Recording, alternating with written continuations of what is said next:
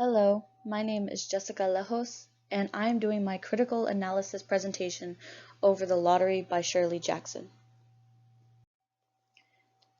Traditions is a long established custom or belief that has been passed on from one generation to another.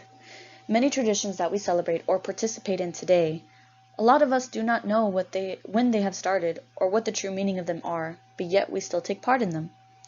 So for my thesis, the main thing I would like to discuss is the fear and horror that a tradition can bring that we do not sometimes recognize. And if a society has a way of living for so long, then a tradition as gruesome as the one in this story can become normal to people to where they don't see anything psychologically or morally wrong with it. To start off, I wanted to talk about the author Shirley Jackson. Shirley Jackson, who was born in 1916 and died in 1965, is widely acclaimed and known for her stories The Lottery and The Haunting of Hill House, which was adapted to a TV show on Netflix. She began writing poetry and short stories as a young teen. She went to Syracuse University, and in college she became a fiction editor for the campus humor magazine. And after winning a poetry contest, she met her husband, and after they graduated, they moved to New York and created a literary magazine. While living in New York, they worked odd jobs while she continued to work on her writing, making award-winning novels and stories and creating a family.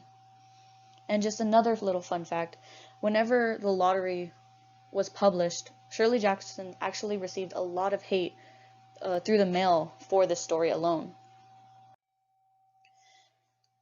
And so the summary is, in this short story, the town that it is set in and towns around it, meaning this is a part of society in many places, every year the people of the town gather and pull from a black box pieces of paper, and whoever gets a black mark on their paper determines which family must draw again to see which single family member is picked to meet their demise.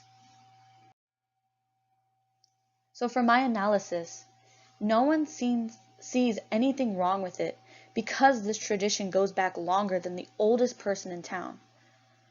I believe the appeal to this story comes from our moral way of thinking.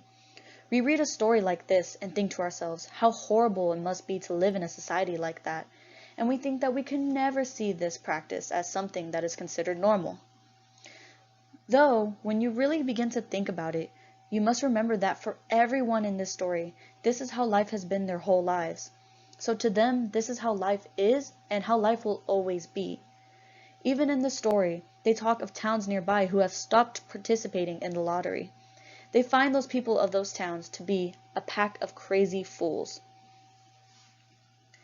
I have also noticed in some of the other horror stories that we have read in the class some similarities. For example, in The Yaqui Indian and the Dogs, when the elderly man was sent to the valley, he contemplated for a second on whether he should join the village neighboring theirs.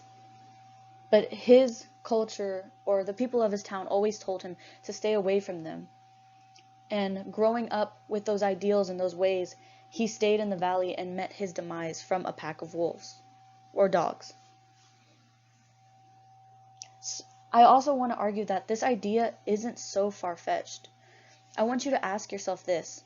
While you believe that if this were to happen to you, or if you were to live in a society such as this one, would you speak up against it and refuse to participate? Or would the customs of this society that you have only and always known form your mind to believe that this is the only way? I enjoy the story because it's a real psychological twist. Thank you.